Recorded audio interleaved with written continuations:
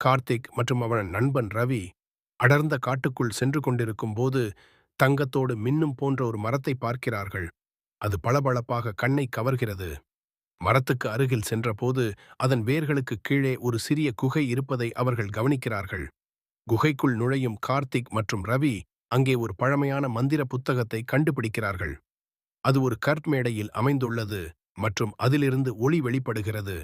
மர்மவனம், இரகசியம் துலக்கப்படும் என்ற வார்த்தைகள் புத்தகத்தில் எழுதப்பட்டுள்ளன.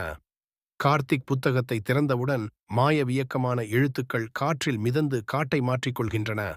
மரங்கள், விலங்குகள் மற்றும் பறவைகள் எல்லாம் மந்திரமயமான தோற்றங்களை எடுத்துக்கொள்கின்றன.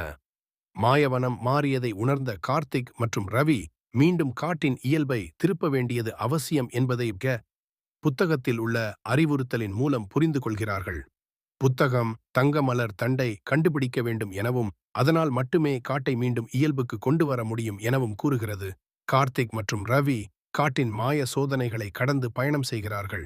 ஒளிரும் விலங்குகள், மாறும் பாதைகள் மற்றும் மந்திர மறைப்புகள் போன்ற சோதனைகளை எதிர்கொள்கிறார்கள். இருவரும் குழப்பத்தையும் பயத்தையும் சமாளித்து தங்களின் அறிவுடன் சோதனைகளை வெற்றிகரமாக கடக்கிறார்கள். மெல்லிய ஒளியால் சூழப்பட்ட ஒரு மரத்தின் அடியில் தங்க மலர் தண்டை வெளிப்படுகிறது. அது தங்க ஒளியை பரிமாறுகிறது. கார்த்திக் தண்டையை எடுக்கிறான். அதனை பார்ப்பதற்கே ரவி ஆச்சரியத்துடன் இருக்கிறான். தண்டையின் உதவியுடன் புத்தகத்தில் உள்ள வழிகாட்டல்களின்படி கார்த்திக் மந்திரத்தை நீக்குகிறான். ஒளியின் அலை காட்டின் மீது பரவி மரங்கள், விலங்குகள் மற்றும் பறவைகள் தங்கள் இயல்பை மீண்டும் பெறுகின்றன. காடு தனது பழைய அமைதியான மற்றும் அழகான நிலைக்கு திரும்புகிறது.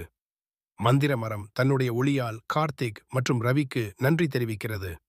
அதன் ஒளி கதிர்கள் பூமியை அமைதியாக நிறைக்கிறது.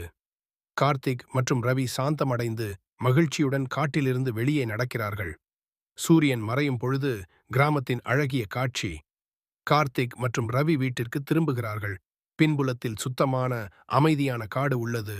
கதையின் முடிவு: தன்னால் ஏற்பட்ட பிரச்சினைகளை சரி செய்யும் பொறுப்புணர்வு உள்ள ஒருவருக்கு தன்னம்பிக்கையும் நேர்மையும் வழிகாட்டியாக இருக்கும்.